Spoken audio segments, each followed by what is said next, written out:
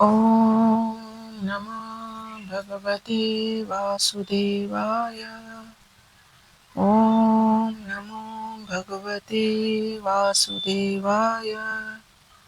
ॐ नमो भगवते वासुदेवाय। जय श्री कृष्ण। नैमी सारण्य के मुनियों ने श्रील सूत गोस्वामी से 6 प्रश्न पूछे थे और वे एक एक करके उसके उत्तर दे रहे हैं। जैसा कि मैंने पिछले वीडियो में बताया था कि शौनक आदि ऋषियों ने श्रील सूत गोस्वामी से मनुष्य के कल्याण के लिए 6 प्रश्न पूछे।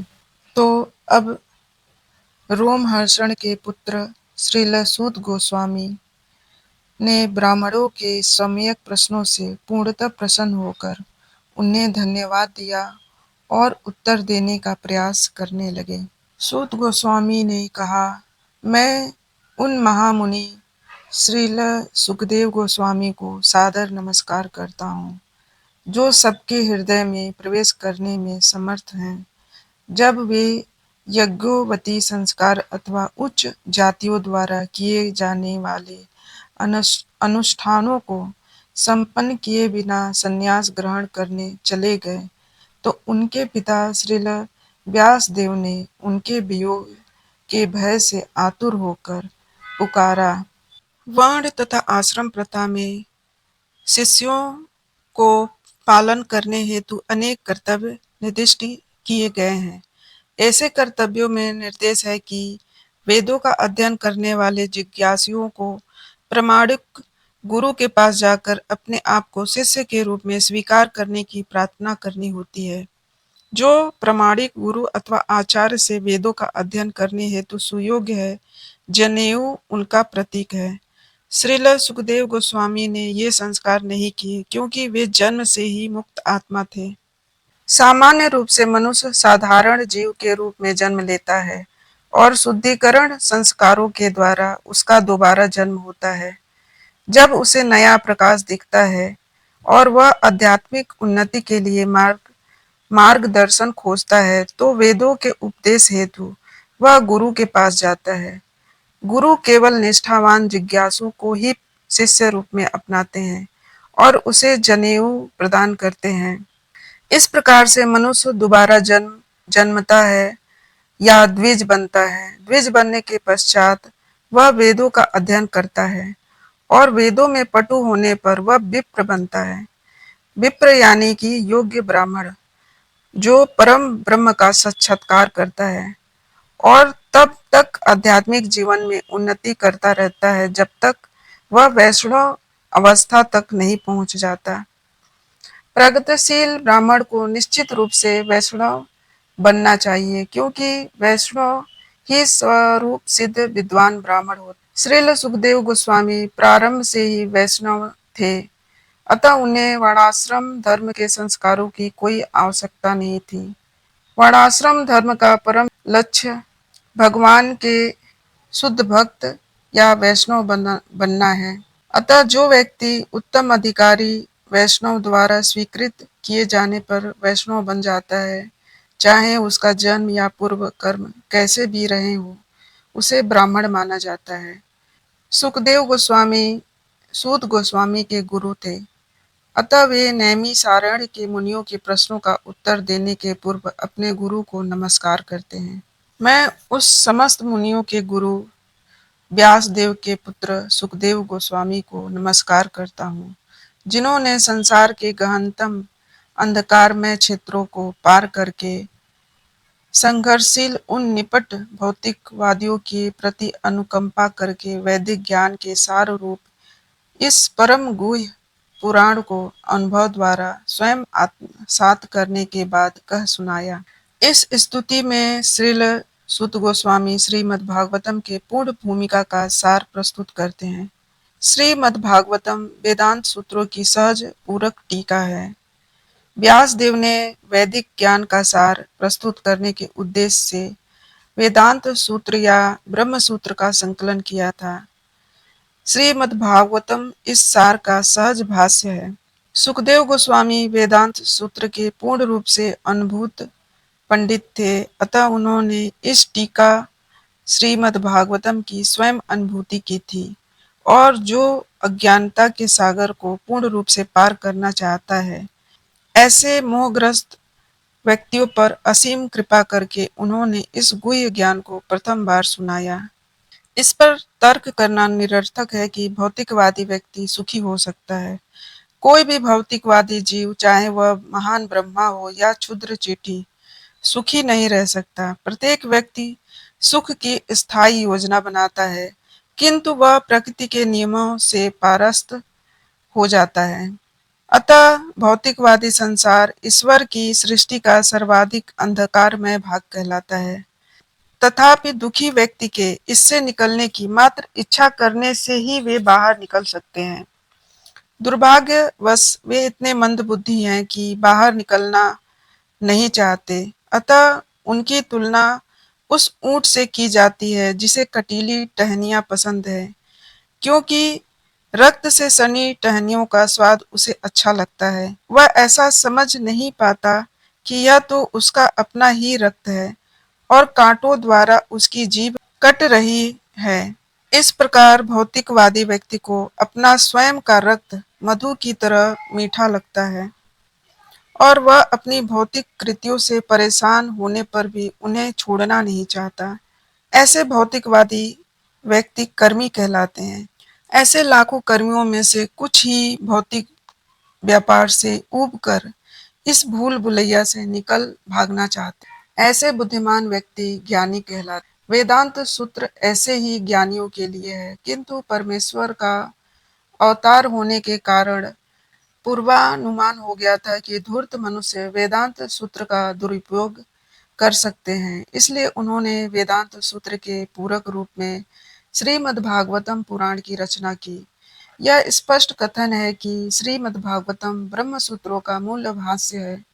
श्रील व्यासदेव ने अपने पुत्र श्रील सुखदेव को भी श्रीमद्भागवतम का उपदेश दिया, जो पूर्व से अध्यात्म अवस्था को प्राप्त एक मुक्त पुरुष थे। श्रील सुखदेव ने स्वयं इसकी अनुभूति की और तब इसका व्याख्यान किया। श्रील सुखदेव की कृपा से श्रीमद्भागवतम वेदांत सूत्र उन सभी निष्ठावान मनुष्यों के लिए सुलभ है जो इस भव सागर से उबरना चाहते हैं। श्रीमद्भागवतम वेदांत सूत्र का अद्वितीय भाष्य है। इसकी प्रारंभिक श्लोक से नौसिखियों जिज्ञासुओं को यह जानना चाहिए कि श्रीमद्भागवतम ही एकमात्र दिव्य साहित्य है जो परमहंसों तथा ईर्ष्या देश रूपी भौतिक रोग से मुक्त व्यक्तियों के लिए मायावादी श्री भगवान के प्रति ईर्ष्यालु होते हैं। जो मनुष्य सचमुच इस भव सागर से पार निकलने के इच्छुक हैं, वे श्रीमद् भागवतम का आश्रय ग्रहण कर सकते हैं, क्योंकि इसका प्रवचन मुक्त पुरुष श्रील सुखदेव गोस्वामी ने किया है। यह वह दिव्य प्रकाश पुंज है जिसके द्वारा ब्रह्म परमात्मा एवं श्री भगवान के रूप में अनुभूति किए जाने वाले दिव्य परम सत्य को भली भांति देखा जा सकता है। संपूर्ण वैदिक साहित्य तथा सभी पुराण इस भौतिक जगत के गहनतम भागों पर विजय प्राप्त करने हेतु है। जीव अनादिकाल से भौतिक इंद्रिय तृप्ति के प्रति आसक्त होने के कारण ईश्वर के साथ अपने संबंध को भूल चुका है। इस भौतिक जगत में उसका जीवन संघर्ष अविरत चलने वाला है और इसके लिए कोई योजना बनाकर जीव का इससे निकल पाना संभव नहीं है। यदि वह इस अविरत जीवन संघर्ष पर विजय पाना चाहता है तो उसे ईश्वर के साथ अपने नित्य संबंध को पुनः स्थापित करना होगा। जो भी इस प्रकार के निवारण उपाय अपनाना चाहता है, उसे वेदों तथा पुराणों जैसे साहित्य का आश्रय लेना होगा। अल्पज्ञानी मनुष्यों का कहना है कि पुराणों का वेदों से किसी प्रकार का संबंध नहीं, किंतु वे पुराण विभिन्न प्रकार के मनुष्यों के लिए वेदों की पूरक व्याख्याएं हैं। सभी मनुष्य एक से नहीं होते। कुछ मनुष्य सतोगुणी होते हैं, कुछ रजोगुणी होते हैं और कुछ तमोगुणी होते हैं। पुराणों को इस प्रकार से विभक्त किया गया है कि किसी भी श्रेणी के मनुष्य उससे लाभ उठा सकते हैं और धीरे धीरे अपनी खोई हुई स्थिति को पुनः प्राप्त करके कठोर जीवन संघर्ष से बाहर निकल सकते हैं। श्री सूत गोस्वामी पुराणों के पाठ की विधि प्रदर्शित करते हैं। जो मनुष्य वैदिक साहित्य तथा पुराणों के उपदेशक बनना चाहते हैं, वे इस विधि का पालन कर सकते हैं। चूंकि पूर्व में कहा जा चुका है कि श्रीमद् भागवतम द्वारा परम सत्य को जाना जा सकता है, अतः नैमिषारण्य के ऋषियों के प्रश्न उचित हैं, क्योंकि उनका संबंध पूर्ण पुरुषोत्तम परमेश्वर परम सत्य भगवान श्री कृष्ण से है। श्रीमद् भगवत गीता में श्री भगवान कहते हैं कि समस्त वेदों में भगवान श्री कृष्ण की प्राप्ति की उत्कंठा के अतिरिक्त और कुछ भी नहीं है। इस प्रकार श्री कृष्ण संबंधी प्रश्न समस्त वैदिक जिज्ञासाओं के समाहार हैं। संपूर्ण संसार प्रश्नों तथा उत्तरों से परिपूर्ण है।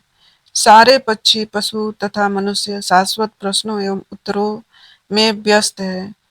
भोर होते ही सारे पक्षी अपने अपने घोंसलों में प्रश्नों तथा उत्तरों में लग जाते हैं और शाम होते होते वही पक्षी वापस आकर पुनः प्रश्नोत्तर में व्यस्त हो जाते हैं। मनुष्य भी जब तक प्रगाढ़ निद्रा में सो नहीं जाता, प्रश्नों में ही लगा है।